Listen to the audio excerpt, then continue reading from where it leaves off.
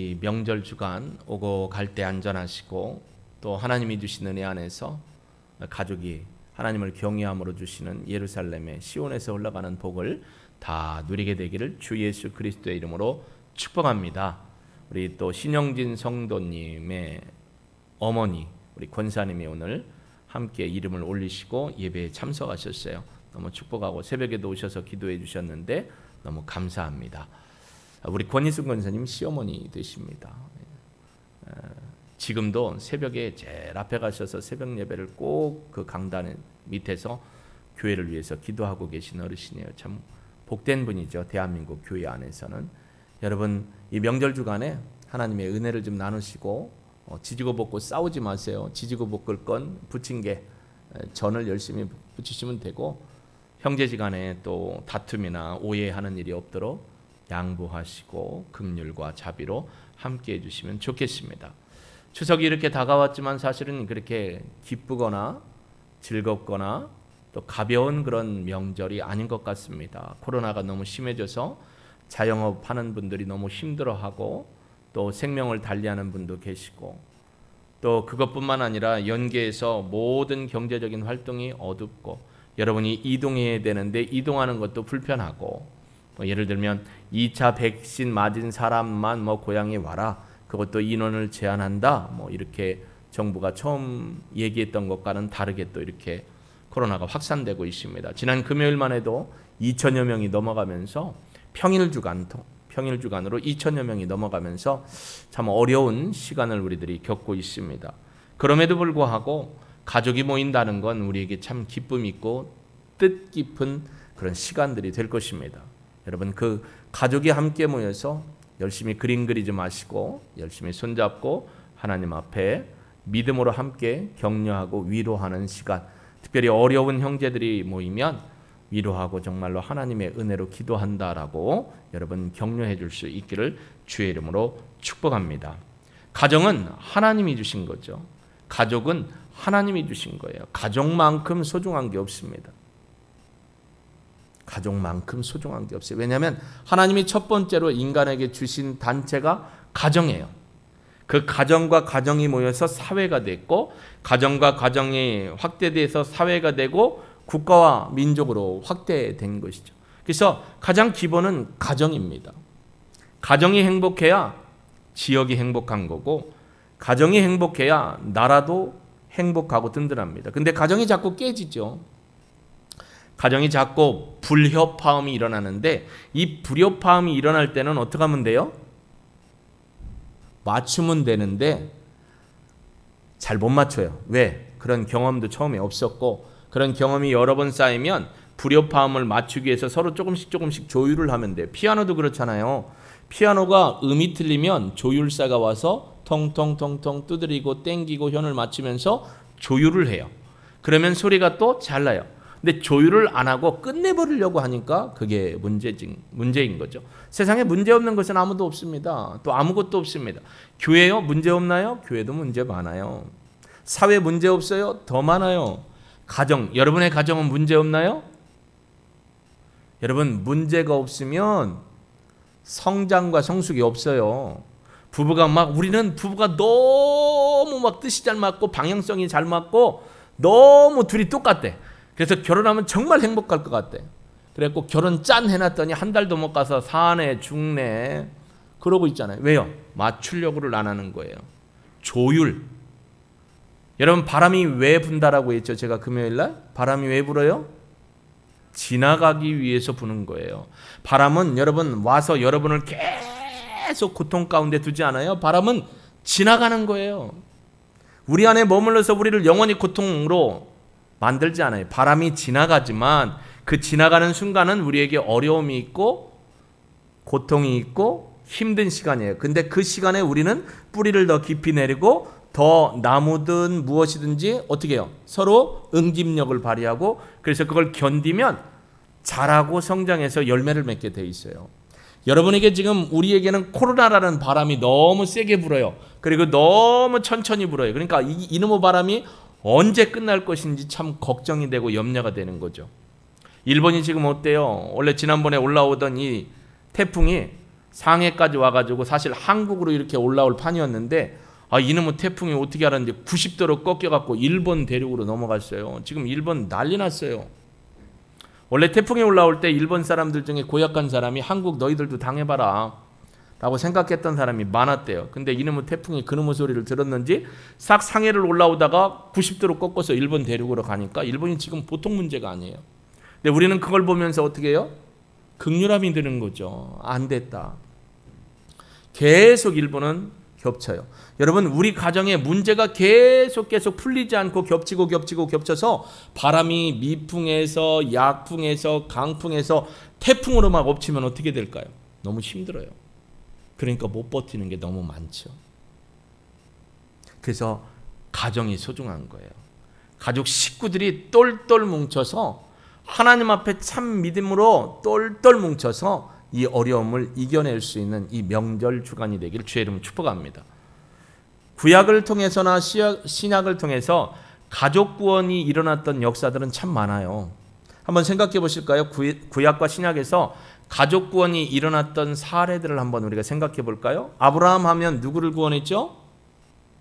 그의 조카 롯을 구원했죠.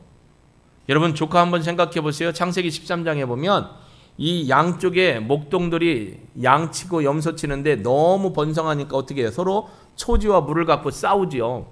그러니까 아브라함이 안 되겠다 싶어서 롯을 부릅니다. 조카, 우리 이렇게 싸워서는 안 될 것 같아. 우리가 다 식구고 친척 아닌가? 그러니까 조카가 골라서 먼저 좋은 땅으로 가면 내가 그 다음에 그곳으로 가지 않고 다른 곳으로 갈게 라고 얘기를 했어요. 그러면 어때야 돼요? 조카가 무슨 말씀을 하세요? 삼촌 덕분에 제가 은혜를 입고 사는데 삼촌이 먼저 좋은 거 고르시면 그 다음에 제가 반대로 가겠습니다 하면 참 좋을 것 같은데 그러지 않았어요. 그래서 롯이 어떻게 했어요? 소돔과 고모라 땅이 당시에 살기가 편하고 좋으니까 그쪽으로 갔어요. 죄악의 땅임에도 분별력이 없으니까 글리 갔어요. 보이는 것만 찾아갔어요. 그래서 어떻게 됐어요? 어려움이 빠졌죠. 소돔과 고모라가 어려움에 빠질 때 누가? 아브라함이 하나님 앞에 기도하죠. 영혼 구원을 위해서, 조카를 위해서. 그래서 하나님이 그를 통해서 구원해 주신 사건이 가족 구원의 사건이 있습니다. 물론 그 전에 롯이요 누구에게 잡혀갔었어요?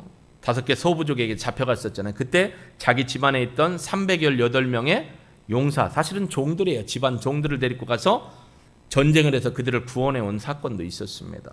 또 여러분, 기생 라합을 생각해 보십시오. 그 가정은 원래 여리고성에 사는 사람이에요. 가나안 땅의 원주민이에요.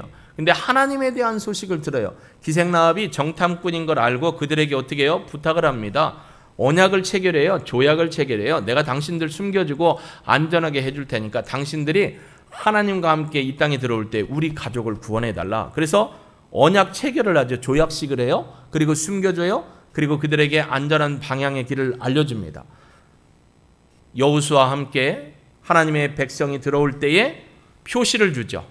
집 창문으로 빨간 줄을 내리게 됩니다. 어떤 목사님들은 그 빨간 줄이 예수님의 십자가를 예언한다는데 이건 약간 좀 사실은 그건 본문과 관계없는 역사적 고증과 관계없는 것들이에요. 풍요적인 해석을 하는 설교인데 그래도 여러분은 은혜를 받아요. 십자가를 바라봐야지. 근데 사실은 그건 본문과 관련 없고 역사적인 관련이 없는 풍요적인 해석입니다. 근데 라합이 어떻게 해요? 가족을 다 구원하게 되는 걸 보게 되는 겁니다. 또 여러분, 나오미를 생각해 보십시오. 나오미는 그의 남편과 그의 아들 두 아들 말론과 기론을 데리고 음식이 있는 가난하고 또 어떻게 돼 있어요? 먹을 것이 없는 예루살렘 땅을 버리고 하나님의 땅을 버리고 모압 땅으로 갑니다. 가서 살다가 남편 죽어요. 큰아들 죽어요. 작은아들 죽어요. 그러니까 며느리 둘만 남았어요. 시어머니가 안 되겠다. 나는 이제 고향으로 돌아가야겠다. 그러니 너희들 원래 집으로 가라. 그랬더니 누가 쫓아와요? 룻이 쫓아오죠. 나오미는 그의 삶과 신앙의 행동과 하나님을 섬기는 모습을 통해 누구를 구원하느냐? 며느리를 구원하는 모습을 보게 됩니다. 여러분, 호세아서를 보면 참 재미나죠. 호세아서 여러분 아시죠? 호세아서 보면 뭐가 생각나요? 제가 하도 기막힌 얘기를 들어서 그 연습곡을 한번 봤어요. 아닌 건 아닌겨. 긴교로 끝났는데 그 가족을 보면 딸이 첫 번째 딸, 두 번째 딸, 세 번째 딸이 있는데 첫 번째 딸도 이 아버지의 딸이 아니고 두 번째 딸도 이 아버지의 딸이 아니고 세 번째 딸도 이 아버지의 딸이 아니에요. 그걸 보면서 야, 호세아서를 통찰하게 됐어요. 호세아의 부인이 누구냐면 고멜이에요. 고멜을 데리고 와서 살으라고 하나님이 얘기하니까 음탕한 여인이에요. 음탕한 여인 데려다 살았더니 이놈의 여인이 심심하니까 어떻게 해요? 바람 피우고 나가서 배가 불러갖고 들어왔어요. 이건 누구의 자식이 아니에요? 호세아의 자식이 아니에요. 하나님이 어떻게 하래요? 키우래요. 그러더니 애를 놓고 젖될 쯤 되더니 또 바람 살살 부니까, 그죠? 어디로 나가요? 밖에 나가요. 또 배가 불러왔어요. 이것도 호세아의 아들이 아니에요. 자식이 아니에요. 또 낳았어요. 둘째까지 낳았으면 정신을 차릴 만도 한데 이 고멜이 어떻게 돼요? 또 나가요. 가서 또 배가 불러왔어요. 똑같은 집안이에요. 근데 하나님이 고멜을 어떻게 했어요? 호세아를 통해 내치지 않았어요. 그를 받아들이게 됩니다. 그것도 하나님의 구원의 은혜를 우리에게 보여주는 거죠.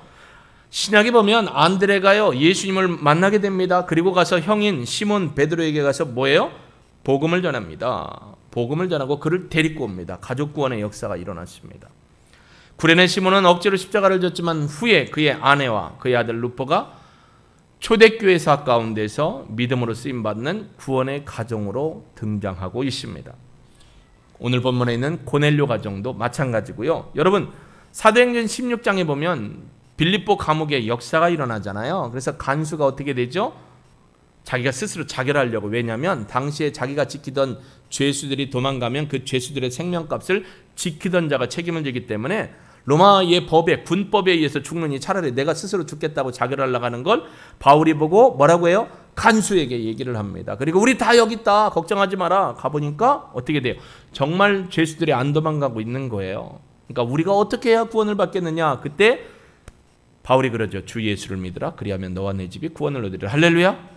주 예수를 믿으라. 구원의 은총을 선포하게 됩니다. 메시지를. 그래서 그 빌립보 감옥의 간수와 가족들이 그날 침례를 받고 그 밤에 예수님을 믿고 구원받는 사건들이 이렇게 구약의 가족 구원의 신뢰로 드러나게 됩니다.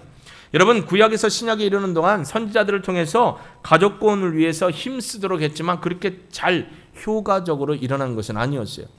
옛날 같으면 가족 구원이 쉬울 것 같아요. 아버지가 말 한마디 하면 자식들이 그냥 무조건 따라올 것 같지만 그렇지 않았어요. 성경 시대에도 그랬고 지금 시대에도 그래요. 모든 신앙을 다 할 것 같지만 그렇지 않다라는 것입니다. 가족 구원이 어렵다는 것을 실감하게 됩니다. 그러나 가족 구원은 무엇보다도 우리에게 있어서 우선이고 하나님이 명령하신 것이고 우리 시대의 사명인 것을 우리는 기억해야 합니다. 명절에 모르겠습니다. 이번에 얼마나 가족들이 모일지는 모르겠지만 모이는 시간에 여러분 꼭 하나님이 우리에게 베풀어 주신 구원의 기회를 놓치지 않게 되기를 주의 이름으로 축복합니다. 그러니까 믿는 사람이 올 수도 있고 안 믿는 사람이 올 수도 있잖아요.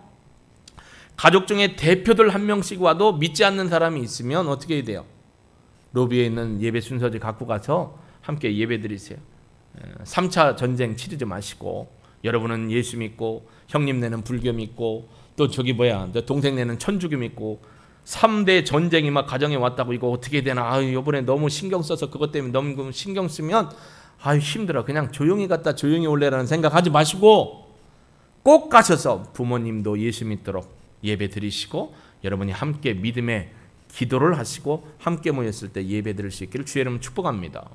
저희 아버지도요 평생에 명절이 되면 가족들이 모이면 예배 드리셨어요. 가족들이 오면 저희 형님 작은 형님도 오고 큰 형님 때도 그랬고 우리 누님 이렇게 오면 함께 예배를 드립니다. 그리고 아버지가 메시지를 선포하셔요. 아버지는 젊었을 적에 학생들을 가르치는 교사 역할을 잘 하셨기 때문에 말씀도 열심히 읽으시고 병원에 들어가시기 전까지 새벽마다 말씀을 읽으시고 집에서 읽으시고 공부하셨던 분이고 또 대회 기간에서 말씀도 배우셨던 분이기 때문에 너무나 말씀을 잘 하셨어요. 말씀을 가지고 설교하시고 그리고 꼭 하는 거.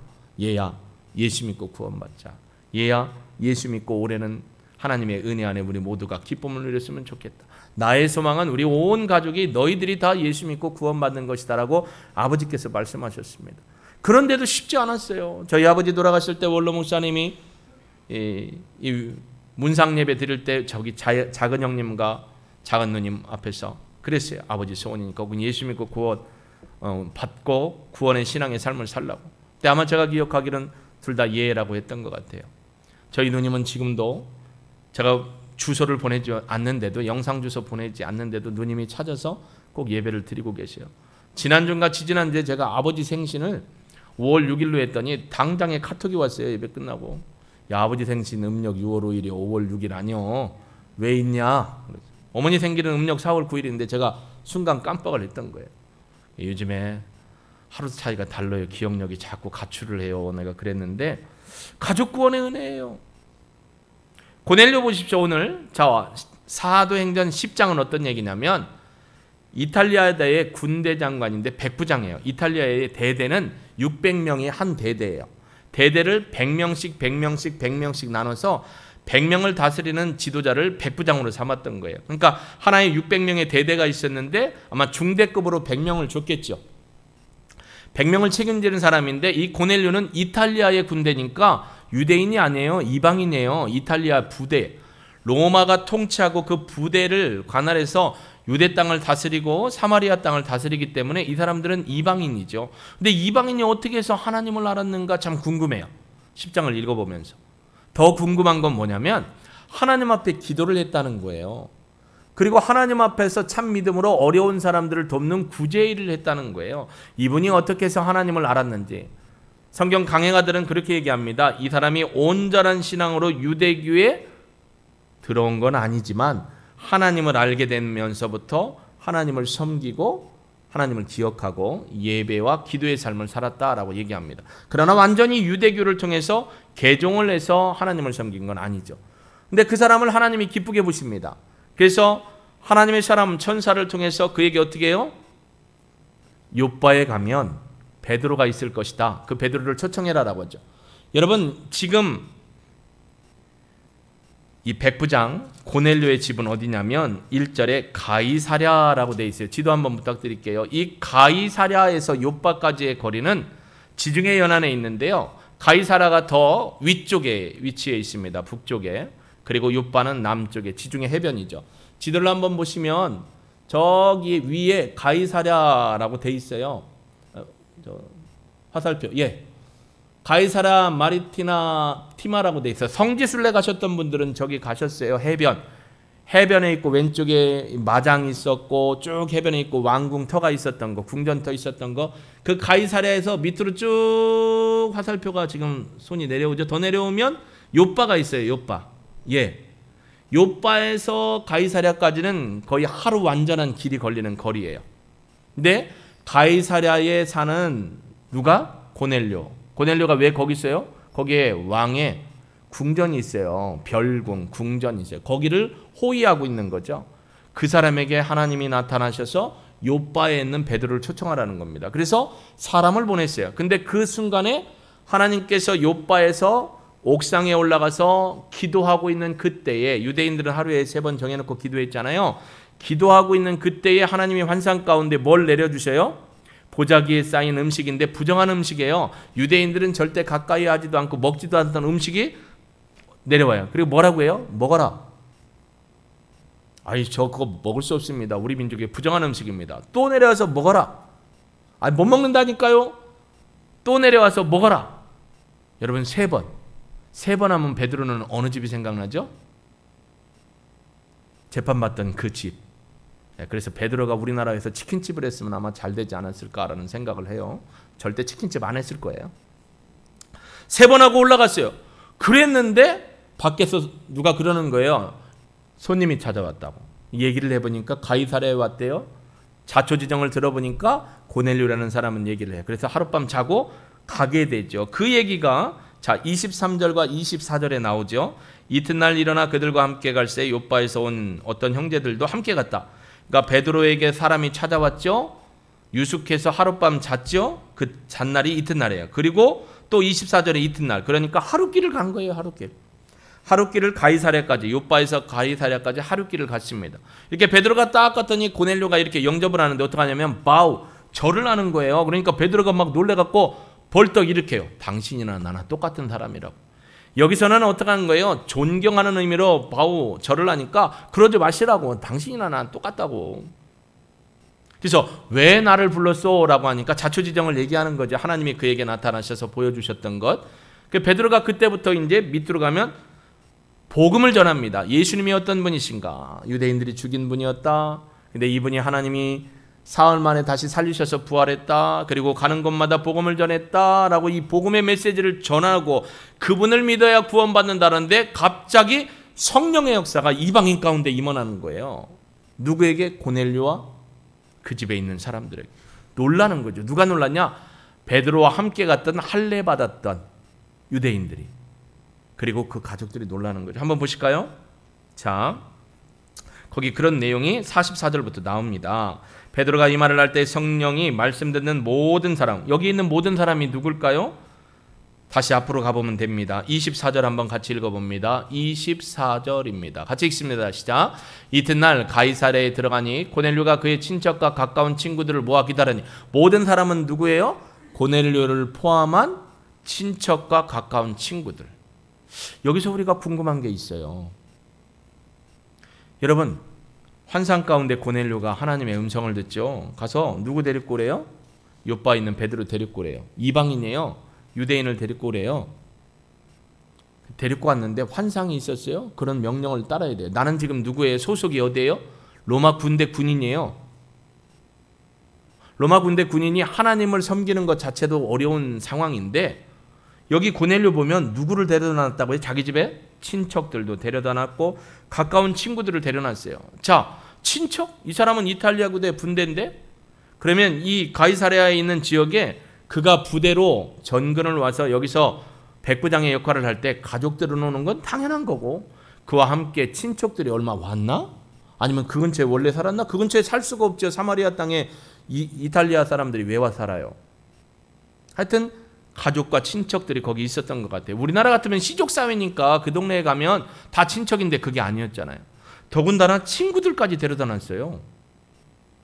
어떤 친구 데려다 놨을까요? 그렇죠. 친한 친구죠. 그러면 이 사람은 군대의 장교고 백부장이에요. 그럼 자기에게 친한 사람이 쫄병이겠어요? 어느 정도 지위가 있겠죠. 그럼 이 사람들이 이 집에 왔다가 이 사건이 있었던 걸 보고 가서 밀고를 하면 백부장의 지위가 어떻게 될 수 있어요? 장담 못해요. 근데 이 사람은 친척들과 가까운 친한 친구들까지도 그 자리에 초청을 했어요. 이 마음이 어떤 마음이었을까요? 이 마음이 나만 우리 식구만 조용히 얘들아 내가 어제 이런 일이 있었는데 조용히 해야 돼. 손님이 올 거야. 절대 입 밖에 내서 바깥에 소문나면 나 백부장 잘려. 그러니까 절대 그러면 안 돼라고 해야 될 판인데 친척들 불러 모아 친구들도 불러 모아 이 비밀이 탄로날 수 있는데 그래도 했어요. 어떤 마음이었을까요? 여러분이 이번에 가족들이 모인다면 여러분이 가서 예배 순서지를 가지고 가서 함께 예배드리자고 할 때 어떤 마음으로 그렇게 하겠어요? 고넬료의 마음이 아마 여러분의 마음이 아닐까 생각을 해보게 됩니다. 그러니까 고넬료는 내가 믿는 하나님에 대해서 자랑했던 것 같아요. 그러니까 친척들도 친구들도 불러 모은 게 아니었나 싶습니다. 그런데 이런 역사가 일어났어요. 다시 45절. 베드로와 함께 온 할례 받은 신자들이 이방인들에게도 성령 부어 주심으로 말미암아 놀라니 방언을 말하며 하나님을 높이 들매려라. 그래서 그 가족 식구들이 그 자리에 있던 사람들이 예수 믿고 침례받고 구원받습니다. 여러분 침례를 받는다는 얘기가 무슨 의미냐면 세례를 받는다는 얘기가 무슨 얘기냐면 예수님 앞에 나는 죄인이고 나는 죽을 수밖에 없는데 예수님이 나의 죄를 용서해 주셔서 내가 구원받았음을 감사하고 예수님을 나의 주인으로 고백한다라는 믿음의 고백이 있는 자에게만 침례가 베풀어져요. 세례가. 그런 믿음의 고백이 없이 세례는 침례 받았다. 유아 세례 받으신 분 다시 받으셔야 돼요. 본인의 신앙 고백으로 받아야죠. 그래서 교파교회에서 유아 세례를 받았다면 다시 나이가 들었을 때 학습 세례를 통해서 예수님의 믿음의 고백을 하고 또 받아야 되는데 유아 세례까지만 받았다 문제 있는 거예요. 그래서 신앙의 고백을 본인이 하고 본인이 받아야죠. 근데 이 집 사람들이 친척들과 친구들까지도 와서 그 중에 사람들이 침례를 받은 거예요. 구원의 역사가 임한 거예요. 여러분 가족 사랑하시죠? 저도 사실 저희 작은 누나, 작은 형님네 가정 다 사랑합니다. 새벽마다 그들의 가족을 위해서 기도하고 구원을 위해서 기도합니다. 변치 않아요. 온전한 믿음을 위해서도 기도합니다. 그 마음이 고넬료에게 있죠. 이번 명절 때 여러분에게 있기를 원합니다. 비록 가족만이라도 예배를 드린더라도 예전에 신앙생활하다가 신앙생활 안 하는 아들, 딸, 또 남편 함께 모여 예배 드릴 수 있는 기회를 여러분이 놓치지 않기를 주님의 이름으로 축복합니다. 여러분, 가족 구원을 위해서 애썼던 사람, 여러분, 이 전 세계의 사고가 여러 가지 있었는데 그 중에 최근 10여 년 안에 있었던 최고의 사건이 뭐였죠? 경악할 만한, 전 세계가 경악할 만한 사건이 뭐가 있었죠? 우리나라 말고 해외. 오늘 날짜가 며칠이죠? 19일이죠. 여기서 8일 빼보세요. 9.11 테러 사건이죠. 9.11. 여러분, 이 9.11 사건이 얼마나 경악할 만한 사건입니까? 버지니아주에서 비행기가 떠서 뉴욕으로 갈 거예요. 제가 지도를 다 찾아봤어요. 미국 지도를. 버지니아주 남쪽에요. 거의. 버지니아에서 뉴욕 동부 쪽으로 가는 길이가 짧아요. 우리나라가 지금 짧다고 하지만 거기 비행기 타고 가다 한참 가야 돼요. 우리나라 개념이 아니라 미국 개념으로 짧아요.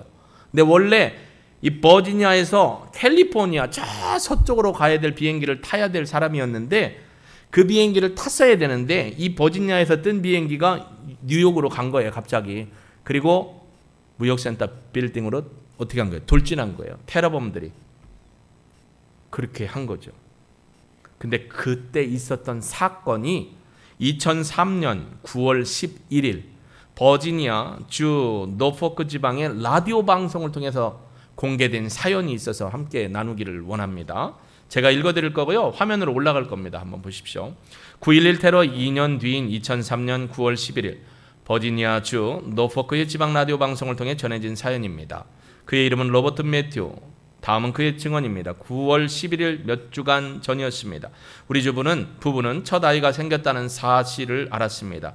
아내는 캘리포니아에 사는 언니를 만나러 갈 계획을 세웠습니다. 나는 공항으로 차를 몰면서 하나님이 아내와 함께 하셔서 안전한 여행을 하게 해달라고 기도했습니다. 그런데 내가 아멘 하는 순간 펑 하는 소리와 함께 차가 크게 흔들렸습니다. 타이어가 터진 것이었습니다. 나는 될 수 있는 한 신속히 타이어를 갈아 끼웠습니다. 그러나 끝내 탑승하려던 비행기를 놓치고 말았습니다. 우리는 무척 속상해하며 집으로 돌아왔습니다. 뉴욕에서 소방관으로 종사하던 은퇴하신 아버지로부터 전화가 걸려왔습니다. 아버지는 아내가 타려던 여행기의 넘버를 물었습니다. 비행기 넘버를 물은 거죠. 나는 우리가 놓친 비행기 번호를 알려드렸습니다. 아버지는 그것이 바로 세계무역센터 남쪽 타워에 충돌한 비행기라고 알려주셨습니다. 나는 너무 놀라 말도 나오지 않았습니다. 아버지는 계속 놀라운 말씀을 하셨습니다. 구조활동을 도우러 현장에 가신다는 것입니다. 난 이대로 앉아만 있을 수가 없다. 뭐든 할 일을 해야겠다. 나는 물론 아버지의 안전이 걱정이었습니다. 게다가 무엇보다도 아버지가 아직 예수님을 영접하지 않으셨다는 사실이 마음에 걸렸습니다. 몇 마디 만류해 보았지만 아버지의 결심은 요지부동이었습니다. 전화를 끊기 전 아버지는 이렇게 말씀하셨습니다. 내 손자 잘 돌보거라. 이것이 내가 아버지로부터 들은 마지막 말씀이었습니다. 아버지는 9.11 테러 현장에서 구조활동을 하시다가 돌아가셨습니다. 아내의 안전을 빌었던 나의 기도가 응답되었다는 기쁨은 금세 분노로 바뀌었습니다. 나는 하나님을 향해 분노했고 아버지와 나 자신에 대해서도 분노했습니다. 나는 근 2년간이나 아버지를 앗아가신 하나님을 원망하며 살았습니다. 내 아들은 할아버지를 영영 모르게 되고 아버지는 예수님을 영접하실 기회를 잃었으며 나는 아버지께 한마디 작별 인사도 할 수 없게 된 것입니다. 그런데 뜻밖의 일이 일어났습니다. 2달쯤 전입니다. 아내와 아들과 함께 집에 앉아 있었는데 노크 소리가 들렸습니다. 내가 아내를 바라보자 아내는 이 시간에 올 사람이 없는데 하는 표정을 지었습니다. 나는 문을 열었습니다. 젊은 부부가 아이를 안고 서 있었습니다. 처음 보는 남자는 나를 향해 대개 아버지의 이름이 제이크 매튜라고 물었습니다. 그렇다고 대답하다 그는 와락 내 손을 잡으며 말했습니다. 저는 아버님을 뵌 적이 없지만 그 아드님을 뵈니 영광입니다. 그는 설명했습니다. 세계무역센터 건물에서 일하던 자기 아내가 테러 공격 당시 임신한 몸으로 건물 안에 갇힌 채 무너진 건물 더미에 깔려 있는 것을 나의 아버지가 구해 주었다는 것입니다. 아버지가 이런 사람들을 위해 자기 생명을 희생하셨다고 생각하니 왈칵 쏟아지는 눈물을 주체할 수가 없었습니다. 남자는 말을 이었습니다. 꼭 아셔야 할 한 가지가 더 있습니다.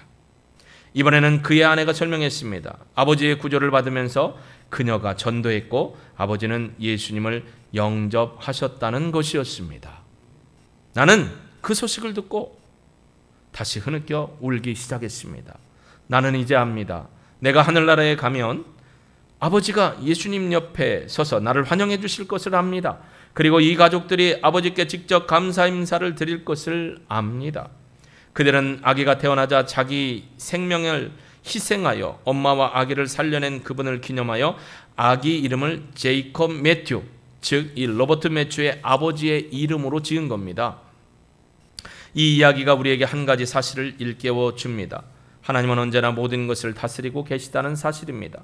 우리는 사건 배후의 원인과 이유를 잘 모를 수 있습니다. 하늘나라에 갈 때까지 영 모를 수도 있습니다. 그러나 하나님은 언제나 모든 것을 다스리고 계십니다. 이 놀라운 이야기를 여러분 주변 사람들과 나누십시오. 누군가는 상상도 못한 감동과 변화를 경험하게 될 것입니다. 하나님은 자격 갖춘 사람을 부르시는 것이 아니라 부르신 자에게, 부름받은 자에게 자격을 갖게 해 주십니다. 저는 이 글을 읽으면서 한 가지 생각했습니다.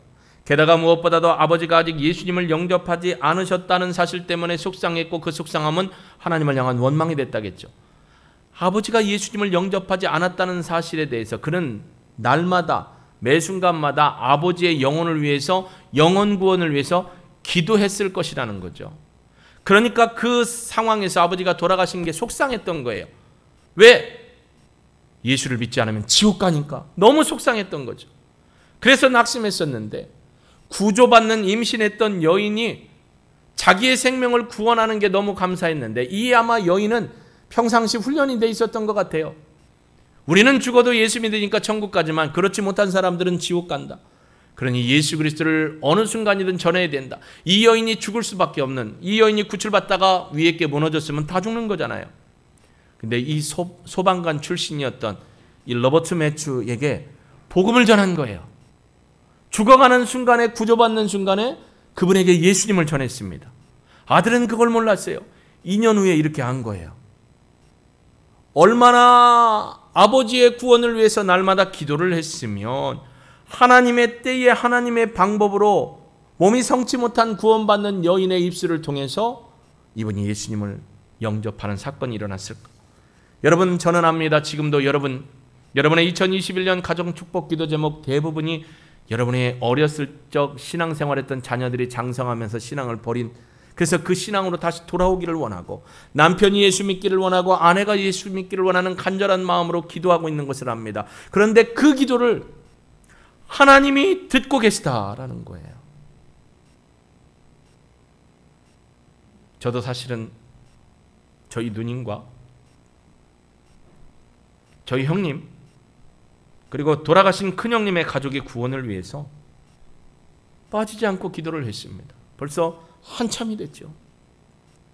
그게 아버지의 기도였고 그게 목회자로선 저의 기도입니다. 저는 분명히 압니다. 하나님이 여러분과 저의 기도를 외면하지 아니하시고 듣고 계셨고 기억하시며 하나님의 때에 하나님의 방법으로 하나님의 사람들을 통해서 구원에 이르게 하실 줄로 믿습니다. 마지막 때가 되기 전에. 그러니 우리가 기도를 포기하면 안 되죠. 이 로버트 매튜가 아버지를 위해 기도했었기 때문에 그게 속상했던 건데 그냥 돌아가셔서 지옥 가신 줄 알았던 아버지가 하나님 편에 함께 하신다는 사실이 얼마나 기쁨으로 다가왔을까요? 여러분, 이번에 명절이지만 많이 못 모이지만 모이는 형제 중에 예수님을 알지 못한다면 꼭 함께 예배 순서지 갖고 가서 어렵고 힘들어도 같이 예배 드리자라고 권면하시고 그 권면을 위해 미리미리 기도로 준비하시고 함께 하시기를 주의 이름으로 축복합니다. 우리에게 준 이 기회가 마지막이라면 너무 안타까운 거예요. 가족 구원을 위한 기회를 놓치지 마십시오. 고넬료는 왜 가까운 친척들을 부르고 그의 친구들을 불렀을까? 자기 혼자만 이런 경험을 해도 되는데, 내가 이탈리아 군대의 백부장인데 내가 하나님을 섬기고 예수를 믿게 되었다라는 소리가 나가면 여러분 군대 생명 끝나는 거예요. 장교 생활 끝나는 거예요. 그럼에도 그런 선택을 했습니다. 저는 그런 면에서 고넬료는 믿음의 혁명가라고 생각합니다. 자신이 갖고 있는 모든 것을 깨뜨렸고요, 프레임과 그의 가지고 있는 모든 가치를 깨뜨리고 예수의 생명을 얻었습니다. 이게 믿음의 혁명가입니다. 요즘 금요일날 믿음의 혁명가를 나누고 있습니다. 특별 새벽 기도에도 믿음의 혁명가를 나누기 위해서 준비해 놓았습니다. 우리는 믿음의 혁명가가 되어야 됩니다. 체 게바라 같은 정부를 전복하고 사회를 뒤집는 그런 믿음의 혁명가가 아니라 나 자신의 악한 것과 잘못된 신앙을 깨뜨리고 온전히 주님 앞에 믿음으로 설 수 있는 진실이 하나님이 기뻐하는 믿음의 혁명가, 우리가 되어야 되고 여러분의 가족이 그런 믿음의 삶으로 돌아와야 될 줄로 믿습니다. 포기하지 마시자고요. 도전하십시오. 기도로 준비하십시오. 그리고 함께 예배드리십시오. 하나님이 역사하실 줄로 믿습니다. 저는 여러분의 가정이 고넬료의 가정처럼 구원의 은총이 넘치는 복되고 행복한 가정이 되기를 주의 이름으로 축복합니다. 우리 반주에 맞춰서 한번 기도해 보실까요? 여러분 지금 이 메시지를 듣고 어떤 마음이었습니까? 이 편지의 내용을 듣고 어떤 생각이 들었습니까? 반주해 주시고요. 이번에 명절 가운데 식구들이 모인다면 믿음이 없는, 또 믿음이 연약한 우리 자녀들과 함께 하나님 앞에 예배를 드리기를 소망하시고요, 하나님 그 예배 가운데 역사하여 달라고, 또 우리 가족이 주의 이름으로 고넬료 가정처럼 구원받게 해달라고 우리 잠깐 주님 앞에 들은 말씀 생각하며 기도합니다. 하나님 아버지, 우리는 인생의 앞뒤를 모릅니다. 인생의 앞날에 대해서 모릅니다. 한 치 앞도 내다볼 수 없습니다. 이 로버트 매튜는 그의 아버지가 예수 믿지 않고 죽은 것을 너무 슬퍼했고, 그래서 2년간이나 하나님을 원망했다겠습니다. 하나님, 내가 그동안 기도하고 내가 그동안 하나님 앞에 절실히 간구했던 게 이렇게 결과로 올 수 있습니까? 그러나 2년 후에 구원받은 사람 가족이 와서 아버지가 예수님을 영접하고 돌아가셨다는 사건을 통해 하나님 나라에 있다는 사실을 깨닫고 감사했습니다. 우리 가정에 아직도 예수님을 믿지 않는 남편과 아내가 있습니다. 자녀들이 있습니다. 예전에 신앙생활을 하다가 사회로 떠나가고 그리스도를 버리고 교회를 버리고 나간 분들도 있습니다. 유아 세례, 학생 세례도 받고도 떠나가 있는 분들이 있는데, 주님, 우리 가족들이 주께 생명의 구원의 주이신 예수님께 돌아오기를 원합니다. 주님, 우리의 눈물의 기도를 잊지 아니하시고 응답하시는 주님, 하나님의 때에 하나님의 방법으로 하나님의 사람들을 통하여 하나님의 언약을 이루시고 우리 가족의 구원을 통해 영광 받아 주옵소서. 포기하지 않는 기도, 눈물의 기도, 간절한 기도로 주님 앞에 나가는 우리 성도들 하나님 위로하시고 꼭 구원의 은총이 이루어지는 가정들 되게 역사하시고 영광받아 주옵소서. 아멘. 하나님 감사합니다. 우리 믿음의 소망을 주시고 하나님의 뜻을 이뤄가는 아름다운 하나님의 백성 삼으소서. 부활의 생명이신 예수 그리스도의 이름으로 감사하며 기도합니다. 아멘.